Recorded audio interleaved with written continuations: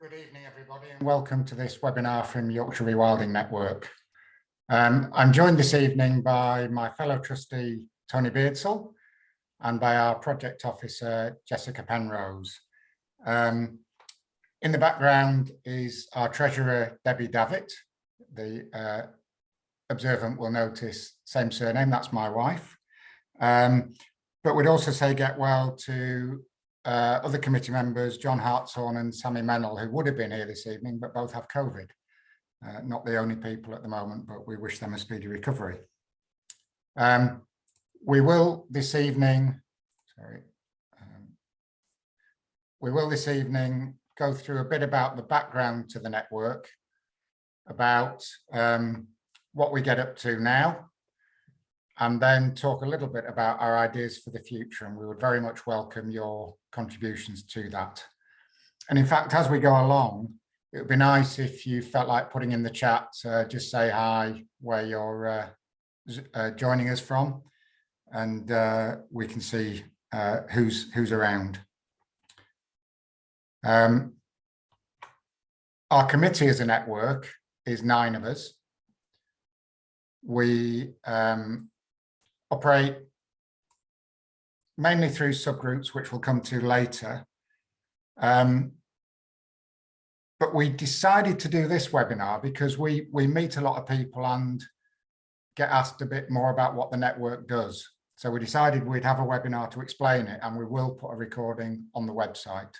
So if you have to disappear partway through, or if you've got friends that want to see this, it will be available. So I say we'll tell you a bit about the origin of the network before we go into what we do now. And it really goes back kind of nearly 4 years now. And surprisingly, it wasn't rewilding itself that led us to that. It was a talk at Ilkley Literature Festival by a guy called Graham Harvey about grass-fed nation, which really opened our eyes to the link between land management, nutrition, health, biodiversity, all that good stuff. And through that and other books and courses in rewilding in Wales and down at Knepp in Sussex, my wife Debbie decided it would be a nice idea to start up a network for people to share experiences about their efforts in rewilding.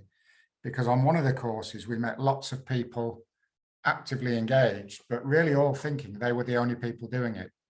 So sort of a peer sharing network was the initial idea. We worked in parallel with Rewilding Britain through the latter part of 2019. They were very supportive, and we agreed with them that they would do a national network, we would do a more local one. And we brought the idea into the region just over 2 years ago now, in February 2020, where we held a meeting at corporate offices in Leeds, which was a bit of a strange place, but we're grateful to Clarion Solicitors for hosting us there, really to validate people's thoughts on what a webinar, what a network might do. And following that, we worked through the early part of what then became lockdown from May and through the summer of 2020 to get all the paperwork done, essentially, resulting in us becoming a formally registered charity in August, just over 18 months ago. And now we're up and running. So that was sort of the timing of the start off.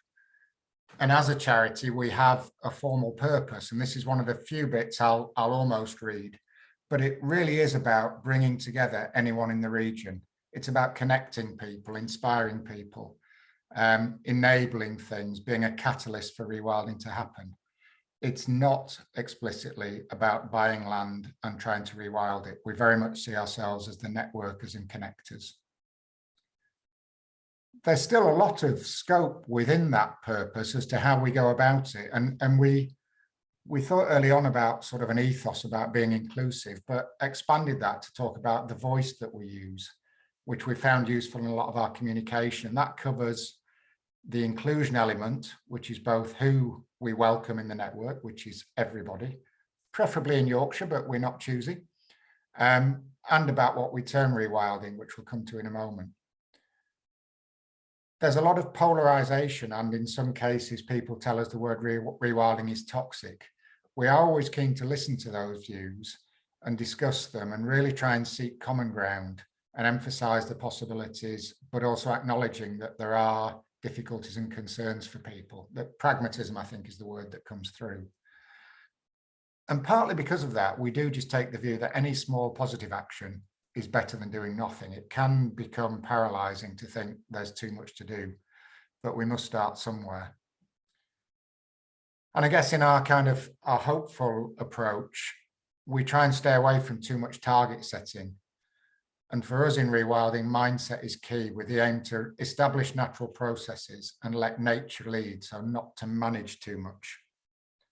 And with that, I'll hand over to Jess just to talk about the rewilding spectrum that we have defined for the network. Thanks, Jeff. Yes, so this is on our website, and this is really to show how we use a very broad, inclusive definition of rewilding. So for us, it's a scale from the very smallest to the largest and everything in between, showing that you can make a difference even on a small scale. Because natural processes can take place at any scale, so can rewilding. So you can see a range of examples here. So even from just having a window box of plants that are pollinator friendly, right up to marine protection zones and large scale mosaics of habitats. And this can be used as a kind of inspiration or as a quick reference to see where your land is or your project is on this scale. And so do take another look at that on our website. So Jeff, if you want, can you go on to the next slide? So I'm going to talk a little bit more about how we work. Jeff's already mentioned that we have a committee of 9 members, and 5 of those are trustees, and then there's myself, who's the project officer. So that's a contracted in part-time role that we've been able to do for about the last 6 months. So my role is really helping to develop the network, drive things forward. Some of the things we're going to talk about later, like forum, communications, also outreach to other organisations and networks. That's something that we're now in a position to start doing, to start talking to others, getting out there. Also coordinating volunteers, that's another important part, because we rely completely on volunteers. And of course, there's all the usual admin tasks and things. The committee also has 4 subgroups, because we felt this was a good way to be able to focus more on particular elements, and also to involve other people, other volunteers, not just committee members. So we have communications, which is things like the newsletter, website, social media. We have diversity and inclusion, which is very much about actively finding ways to make sure that we're as diverse and as inclusive as we can be. Funding, obviously more on that later, that's obviously an area that's very important, and events, which is running things like this, like the webinar series, and again more on that later. And the cluster groups is also another important part of it, and what that is really kind of networks within the networks, to bring people together who've got similar interests and experiences. I'm hoping to develop this more. At the moment we have the smallholders group, which is for people who own land and they're rewilding it, and up to about 15-20 acres. And we have around 15 members in that at the moment, and we have site visits and Zoom meetups, and also dedicated space on the forum. And that's very much around sharing ideas, tips and experiences, and it's proving to be very useful for people to talk to other people in a similar position, because nobody's an expert. Everybody's trying to do their bit, and it's a very kind of supportive group to be a part of. We also have a gardens group that we're relaunching this spring, so look out for that. And yeah, I think that's it. So we have mixed online and in-person meetings, and yeah, we're very much about following the engine, letting things grow in that kind of rewilding way. The next slide, please. And what we've been doing so far is quite a range of things. So our website has a whole range of resources. So if you haven't already had a good look at it, do please have a good look round. We have guest blogs, book reviews, feature stories about rewilding in action. We also have all of our previous webinars and newsletters up there, and much more. We put out a newsletter every couple of months or so, and we've got about 800 people on the mailing list now. And that includes news from the region, ideas, events, project spotlights, job opportunities, all those kind of things. Webinars, there'll be a bit more about that in a moment. The map of projects is another important part of what we do, and that is also on our website. And the idea of that is to be able to showcase where rewilding is happening across the region. And we have about 20 sites on there now, and we really would love to have more. So if you have a site or a project or a community project that you think fits into our resource, do please take a look on the website and fill in our form, and we'll put you on the map. Social media, yeah, we have about 1.2 thousand followers on Twitter, and we're also on Facebook. The forum, I think Tony's going to say a bit more about that. But basically, it's a place to connect with others interested in rewilding all across Yorkshire. It's an online community, online closed community, so you have to be a member, but anybody is very welcome to join. We have about 80 members currently, and again, that's a space to share news and ideas, photos, join a discussion on a topic, join a group or ask a question. And we have topics on things like woodlands, ponds, meadows, well-being, and the groups include community groups, smallholders, gardens, that kind of thing. Site visits, that's something that we're aiming to do more of, and things like going to visits to large rewilding sites or open gardens, for wild gardens, or to projects such as the Beaver Project in North Yorkshire. And the last thing on here, Wildwood Creation, is that we're very excited to recently been able to start creating a dedicated YRN wood on the Broughton Sanctuary estate. And there's a lot more, there's more about that on our website. Okay, thanks. I'll hand back to Jeff. Thanks, Jess. Yeah, just wanted to illustrate briefly the range of topics we've done with our webinars. We aim to have at least a Yorkshire slant of some type on most of the webinars. So our own Tony on here did a talk about agricultural aspects of rewilding, and we also have one about using native livestock. We've done a wetlands one. We've talked about reintroductions. Those were both last winter in our first season. And then this year, let me get that to advance. Sometimes more technical aspects like natural asset frameworks and use of environmental DNA. The most popular ones were things where people could see rewilding activity going on. So Tim Tom's one about peatlands was very well attended and very well received, as was the one about the return of the white-tailed eagle, with the Yorkshire aspect there being that some of the juveniles released on the Isle of Wight spent a summer near Whitby. Perhaps the most mixed response we've had was from tokenising rewilding, delivered by Kane Blythe of Ecosoulis, who I work part-time for, to be transparent about that. A lot of people were fascinated by that and found it really kind of hopeful, but an awful lot didn't really understand it because it was quite a tricky technical one to get your mind around. So, you know, mixed reactions. But yeah, we've regularly had 50 to 150 people on our webinars, which we're delighted about. All of these activities need a bit of funding. So we have been very grateful for individual donations, which often come with gift aid. Back last summer, we established the Wild 100 Club, where we asked people to donate £100 in order to join that club. And in our inclusive way, we've explicitly said that the perks you get with that Wild 100 Club are none whatsoever. It's to support the reach and extent of what we can do in Yorkshire Rewilding Network.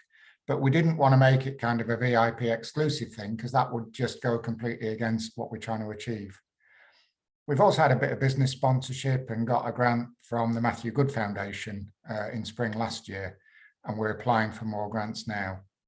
And all of that really goes to fund a number of small items and one larger cost. So we need the website hosting. I would say the website itself was built by the volunteers, mainly John Hartshorn, who taught himself, and we all think he's done a marvellous job doing that. So thanks again, John.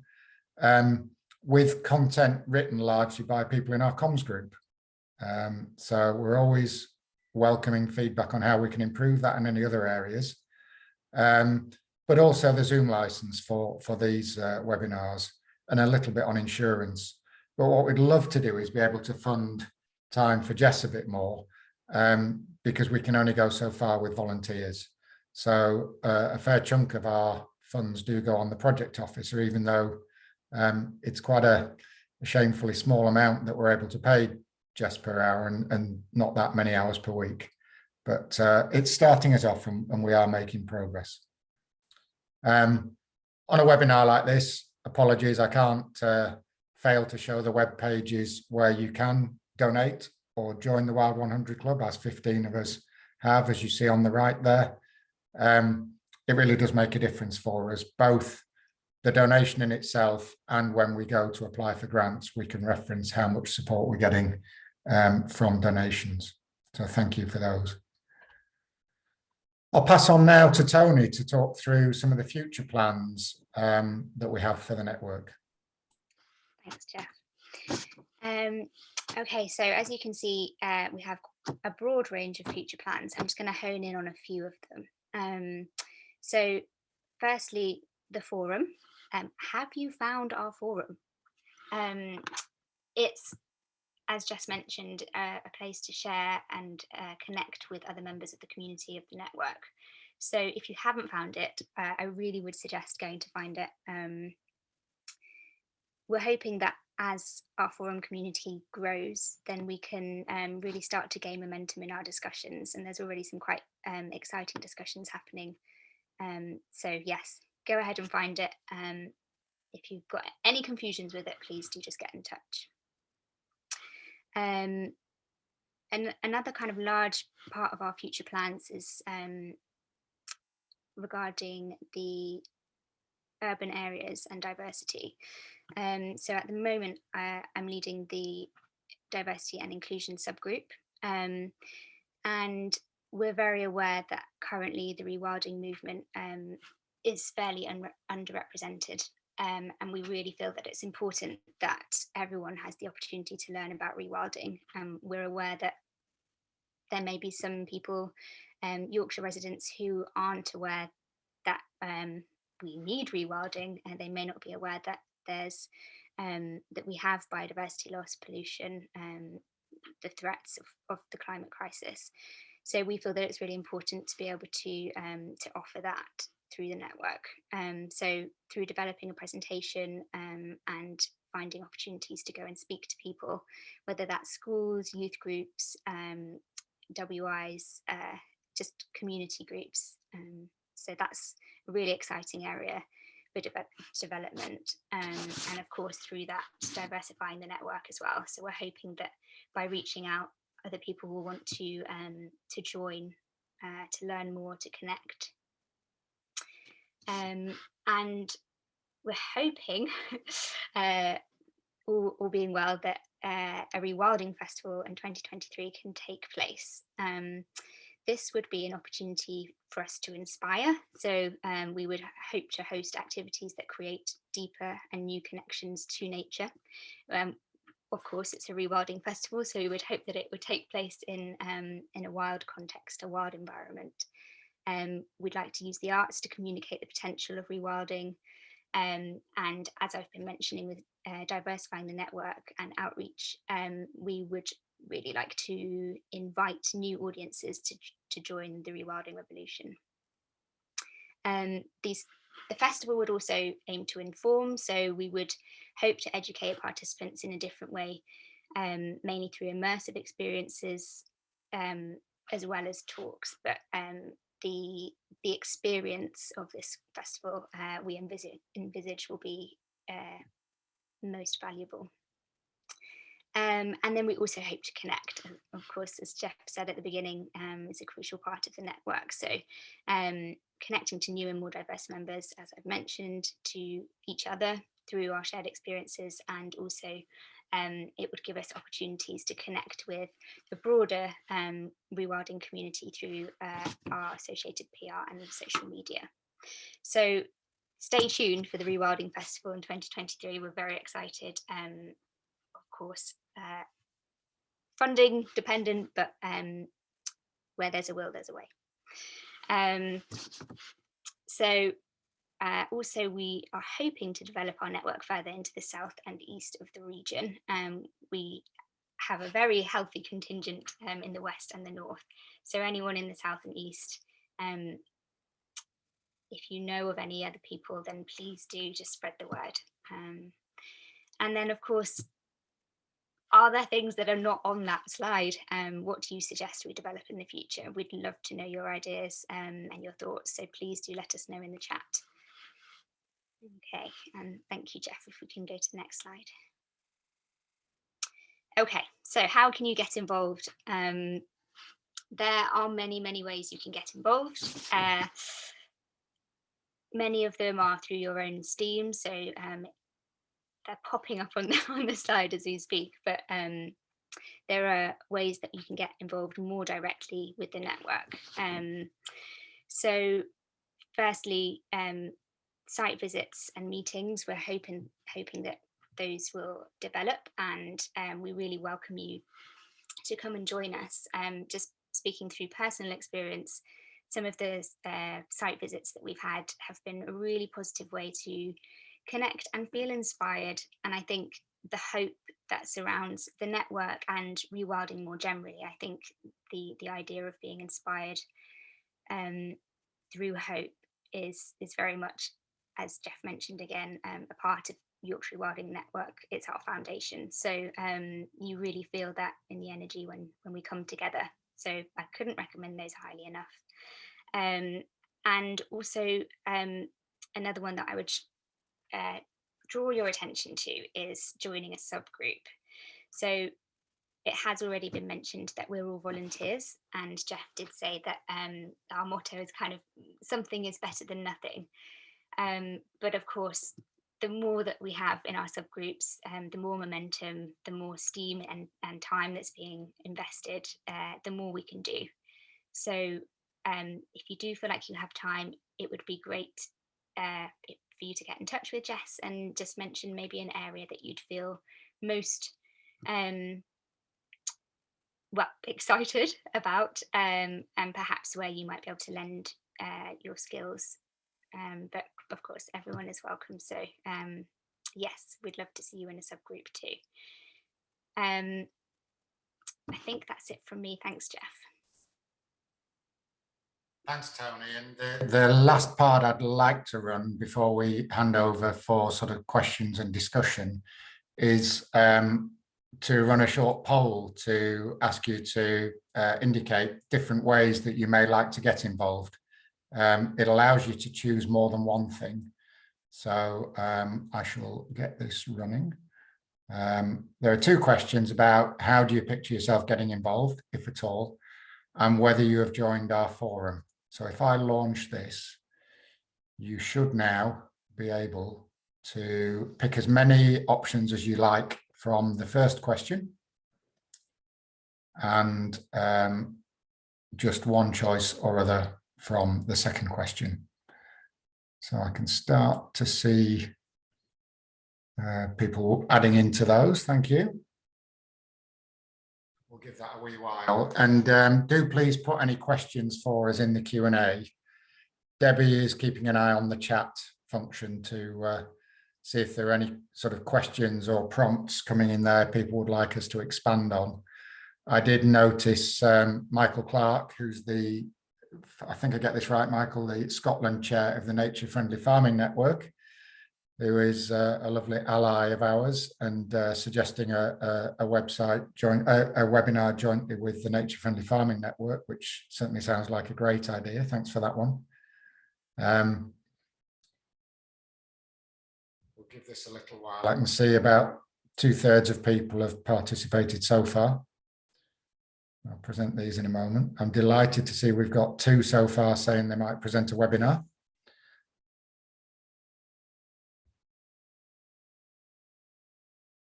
It's up to 80%. Let me just see what else is coming in the Q&A. So there's a question, are we including rewilding our lawns? I would say yes, as part of the spectrum, and sometimes it's whether it's sort of still managed wildlife friendly, as in no mow may, or really allocating a part to take its own course and see where it goes. But definitely that would be part of, I guess, the move towards a more natural approach than perhaps the previous tendency to be too tidy in our gardens. I'm just going to give this one more minute. That's nearly 90% of people have participated, so thank you for that.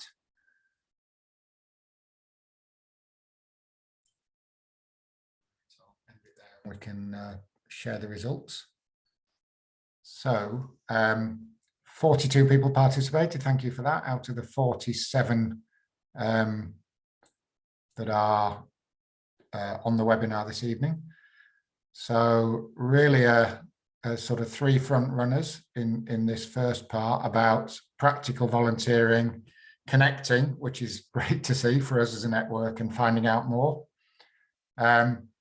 3 suggesting presenting a webinar. So it'd be lovely if through the contact form on our website or the info@yorkshireRewildingNetwork.org.uk, you would email into us with your thoughts about that, and we can start planning them for the autumn and winter of this year. We tend not to run them in the summer because people like being outside and we see a big drop off in numbers. But equally, helping with articles is really valuable to us. 7 people suggesting that. So again, please post in ideas that you would like to do. And on the forum question, about a third, just under a third, have joined the forum so far. Again, I think that's on the resources page of our website. Apologies, I'm not up to speed with that. Debbie, if you can check which page of the website the forum link is on. We do allow anybody in, but it is a forum for people that have asked to join it. We are conscious that if we make something entirely public, we can get fairly polarized comments on there, and it can descend into a kind of a dispute posting contest rather than something more constructive. So we haven't refused anybody entry, but by having it as a forum which people do ask to join, if there were any problems, we can manage that, because we are just keen to be inclusive but constructive as well. Let me pick up the Q&A because there are 5 in there now. So a suggestion about regenerative agriculture being an interesting topic, and maybe approaching the local colleges to host a conference.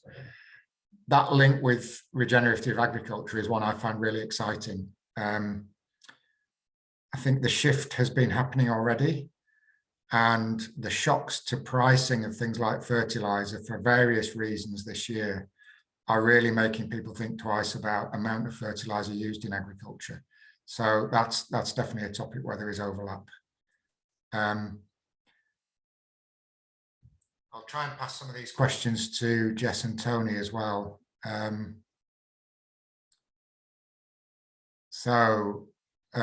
Paul asking about representation and projects in the East Riding, if any. Paul's the wildlife crime lead for the East Yorkshire Badger Protection Group. We're up in the northeast, Jess, but I don't know if you've got any contacts or Tony further into the East Riding. Not yet, and we really would like that. So it's a matter of spreading word and getting out there. I think it's partly that because we are all ourselves geographically concentrated more in this area, and like as Tony said, we've got a lot of contacts in North Yorkshire. So it's a matter of we just want to hear from people, and also have suggestions about how we could engage more people out there. That might be something we do through the presentations that we're hoping to do, Tony. And certainly both South and East Yorkshire, we want to make more connections there. So if Paul, if you have any suggestions, do please get in touch with us. I could share my email address, perhaps, with that. Or yeah, you can put that in the chat, Jess, that would be lovely. Yeah, there are various comments in the chat about people wishing they could get some land to rewild. One of the ways, because we don't have land ourselves other than our garden, the projects on the map on our website do all have contact details, sometimes direct to them, sometimes via us. but talk to each other, look at what people are doing, how they found a bit of land, or if they are local and would welcome a bit of help in exchange for being able to access it occasionally to enjoy what's happening there. Yeah, we are. Sorry, I was going to say, yeah, we are looking at developing more of a base of practical volunteers and asking people for they have tasks that need doing on their land, and so that's something we definitely want to develop. We're starting off with the smallholders group initially, but that could definitely expand out. So if you're interested in taking part in practical activities, again, do get in touch with me. Or if you also have land and you want people to come and help, let us know. Yeah, thank you. We sort of said south and east. Through Yorkshire Wildlife Trust, who we're in touch with, we are trying to line up a couple of webinars about seagrass and native oyster restoration off the Humber. And in the south, we are in touch with Sheffield and Rotherham Wildlife Trust. Less directly than with Yorkshire, but one of our key volunteers does some work with Sheffield and Rotherham.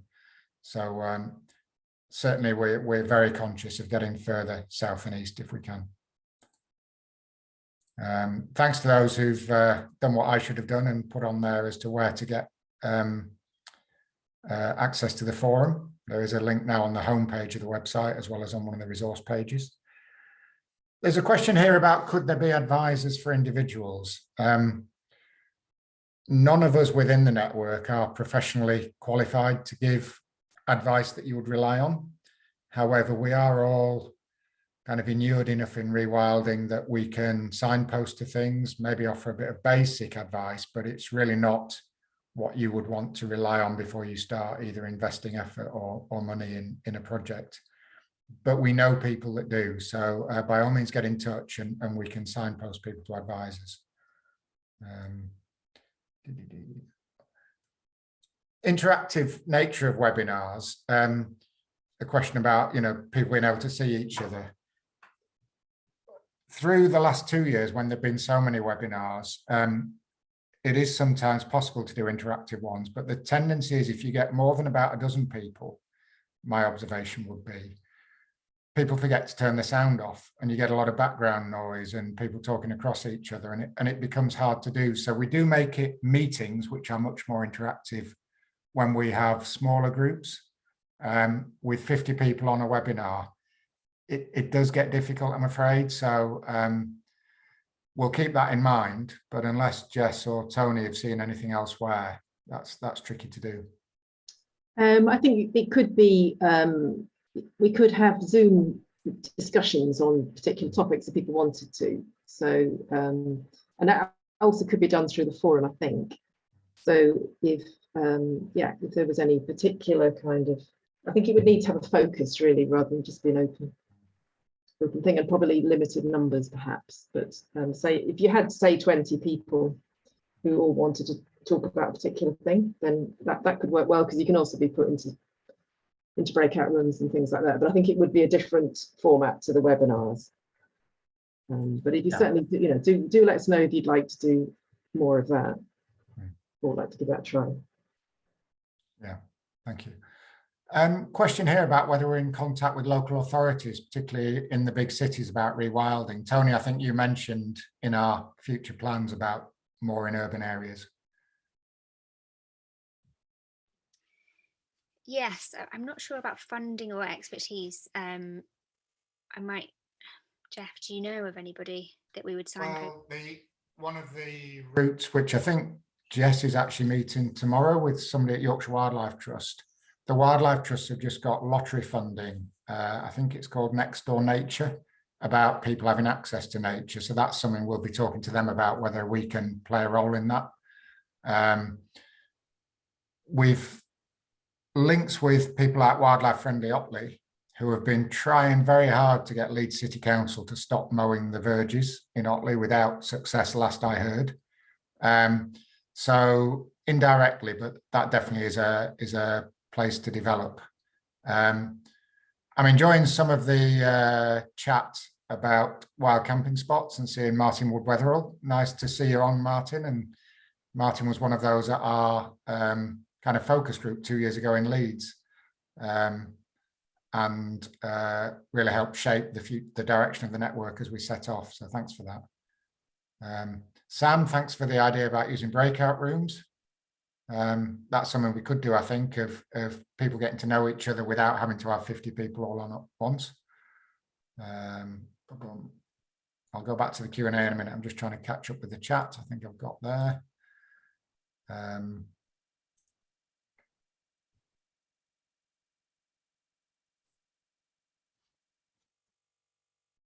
We're going to keep all these chat messages, aren't we? So, and yeah, so if do keep giving us recommendations, suggestions, because we'll be able to go back through it all afterwards. None of it's going to get lost, basically. So.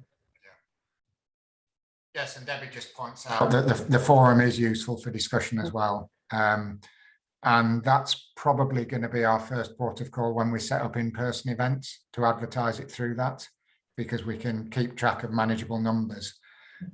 We're kind of at that stage as a charity of starting to arrange events for some tens of people, but it would be quite a step for us with the resources we've got at the minute to do a full public event. I think through the summer or next year, that's what we'll be looking to do. Certainly with the festival, which will be next year, that will be a much bigger event, and we plan to gear up with things like film showings with a discussion group afterwards. So Scotland, the Big Picture, have a film out Riverwoods, I think, at the moment. We're looking at whether we could host a filming of that somewhere in the region. I've not seen it yet, but I've heard good things about it.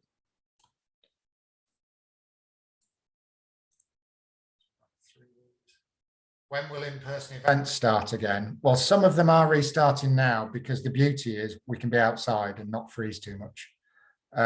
So Jess mentioned the cluster groups, visiting each other in the smallholders section. Again, we tend to visit relatively small locations, so it's something we can arrange for 10, 20, 30 people rather than having 100 cars turn up. So join the forum, and I anticipate we'll be advertising those within the forum first as we have those kind of events.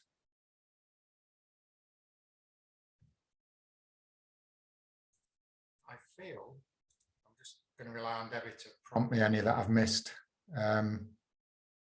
Whether I've covered most of what's on there. Do pitch in. There's a few more coming into the chat now. Yeah, somebody, I've just seen which somebody, obviously. We're delighted to be joined this evening by Jan Stannard, the founder of Heel Rewilding.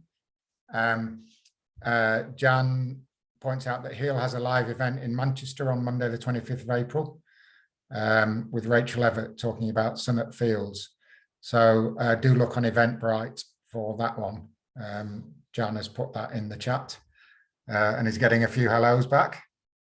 Again, lovely to make these connections. The rewilding sector is still small enough that people do get to know each other. And while that's nice, it'd be lovely the day that so many people are doing it, we don't all know each other, but a really friendly group to be getting to know.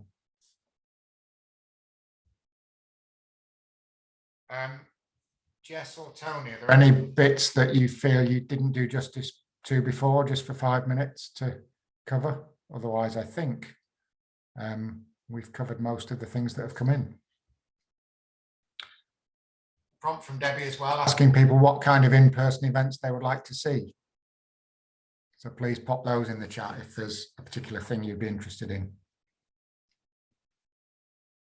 And is there anything else from things we've talked about that you want to know a little bit more about, to ask us? Beaver visits, there's an interesting one. Yeah, yes, that's certainly a possibility.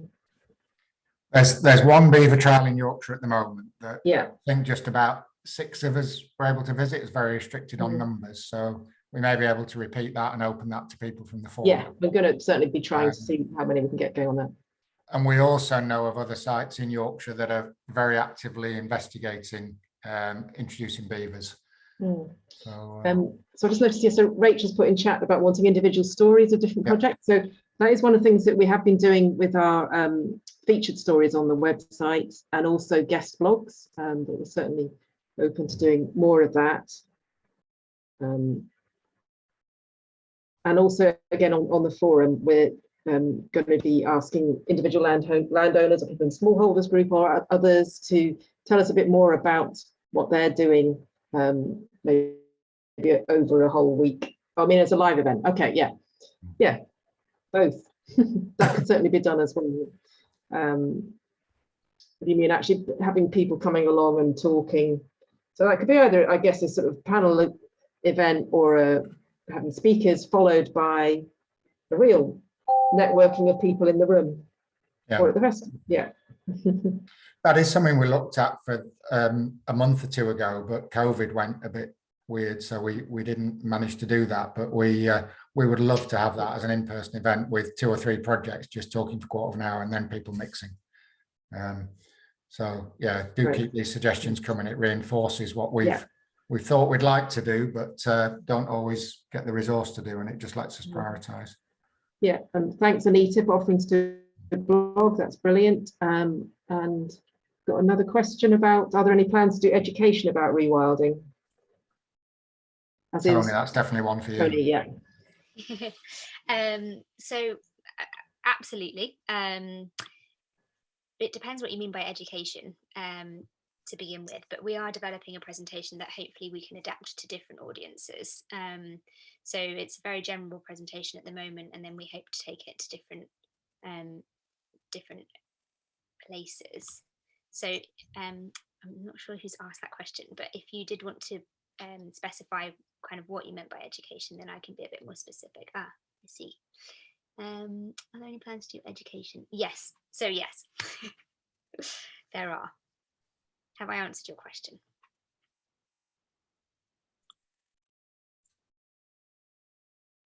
Sarah? Yes.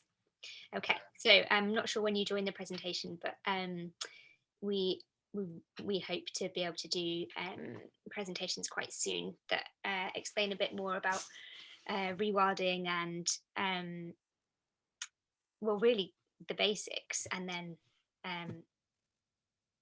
hopefully different presentations will cover different aspects. I mean, hopefully we could have a whole spectrum of different presentations, but yeah, we'll start with the basics. So yes, in answer to your question. Good. I'm just going to give it one more minute as things pop in every time I say I think that's it. How about a picnic? Sounds nice. Yeah, so we could do a picnic. Yeah. Yeah. Sue and James, thank you for that. Sue and James are part of our smallholder cluster group. Yeah, and this is this is just the kind of unstructured thing that will be lovely to do through the summer. Yeah, and as well as formal. Go on, Jess. Sorry. No, sorry. I was just looking at Sarah's about the nature-based solution course at Hull University. Yeah, please get in touch with me about that. And thank you, Michael. You're doing an incredible amount with your resources. Well done. Thank you.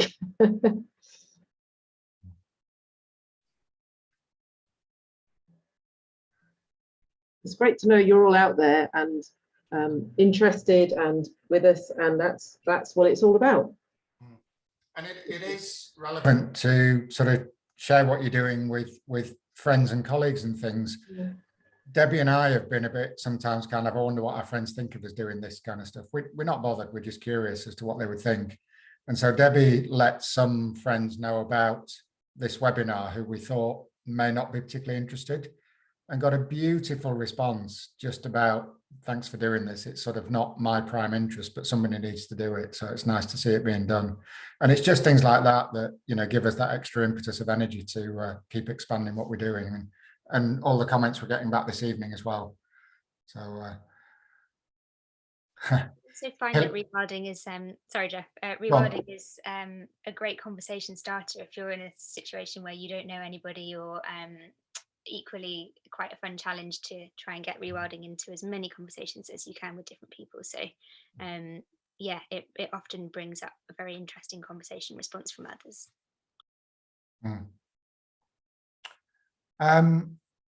a comment about advice useful for where unwilding is going on, of people removing hedges and felling trees and so on, and where that will be reported to. I'm not sure. It may depend whether it's, you know, who the sort of relevant authority is as to whether it's in a national park or not. If it is, certainly we've linked with some of the farming advisors who would be able to help with that kind of thing. More generally, I'm not sure who it would be. I fear it might be local councils who are so under-resourced for this kind of stuff. And Michael makes the helpful comment, write to the local paper about it.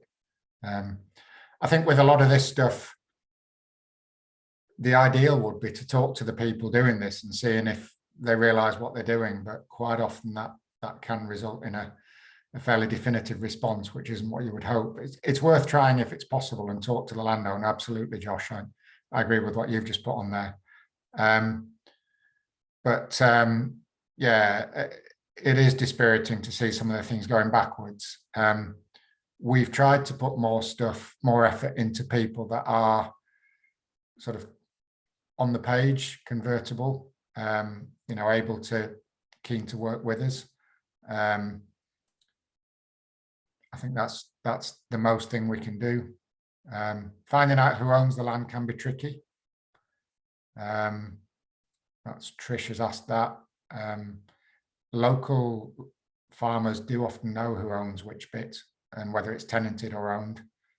So it is worth, you know, not being too inflammatory at first. Well, it's never worth being inflammatory at first contact with people, and just trying to have a discussion and find out what's happening.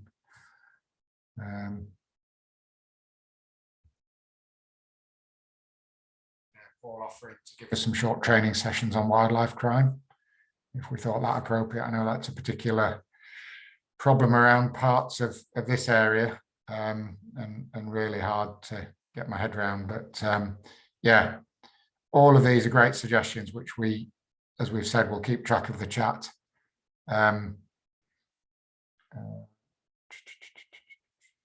Yeah, some comments about observations of people like the Forestry Commission felling trees in nesting season. Yeah, and also diseased ash trees needing to come down for safety reasons in some places. And this is the kind of discourse that we're happier with, rather than they shouldn't be doing that, what's going on. Just that understanding and different perspectives and hearing each other, and through that greater understanding, just trying to have a constructive discussion. And as Debbie has just put in the chat, because we are a local, much more limited resource than the National Rewilding Britain stuff, Rewilding Britain are building up a range of resources about funding and where to start and that kind of thing. So we'll signpost people to those rather than trying to build up all that expertise in the region. Sometimes it is specific about the uplands and so on, but Rewilding Britain did a wonderful animation about what the uplands could look like when rewilded. I don't know if you've seen that, but it's a really nice piece. You're all getting fired up now. It's lovely. The chat is speeding up rather than slowing down.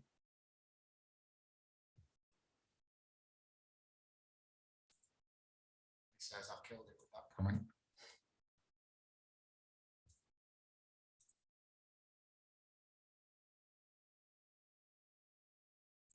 Martin, you put a comment in. Thank you. I was just waiting to see the end of it. Yeah, the Farming in Protected Landscapes programme covers areas within AONBs and national parks, and we are actively talking to Nidderdale about potentially running a FIPL scheme there. And if that gets off the ground, when we get scope and capacity, we'll try and work with Yorkshire Dales and North York Moors.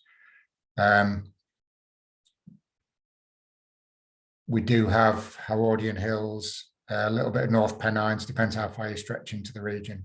But yeah, FIPL is definitely on our radar for things to work on. Michael makes the comment of the importance of food production on the land, which I would absolutely echo. Some takes on rewilding see people excluded from the land and no farming going on. It's more abandonment. That's not the perspective we would have. We really do think there's a great opportunity for more sustainable, more thriving food production in a less intensive way that's better for people, allows people to visit, all those good things. I'm not reading everything on the chat because a lot of it you can see for yourselves and is really, really helpful suggestions. Thank you.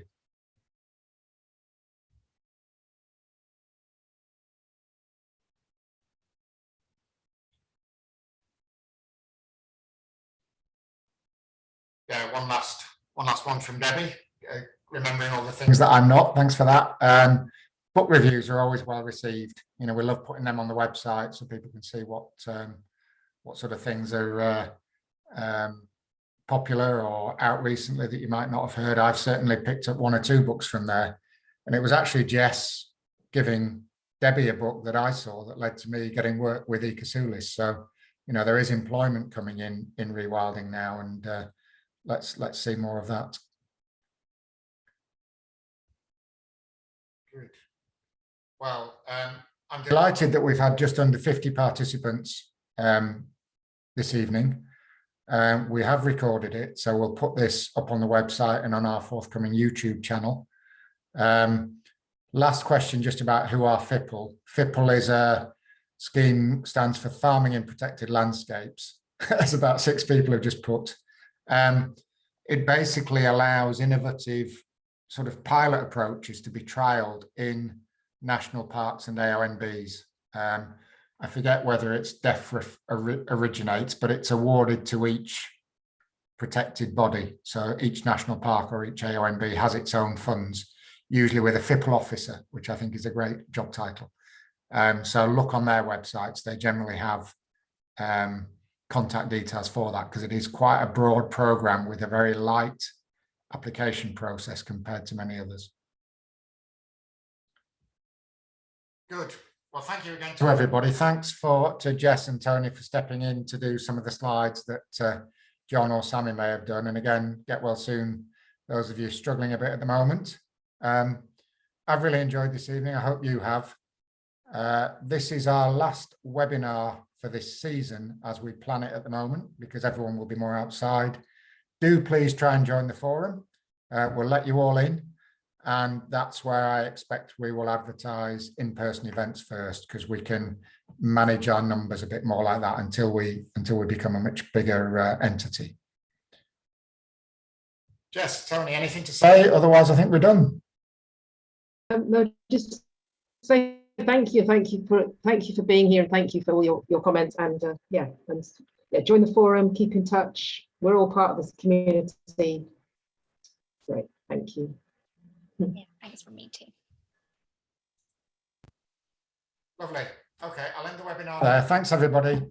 Bye now.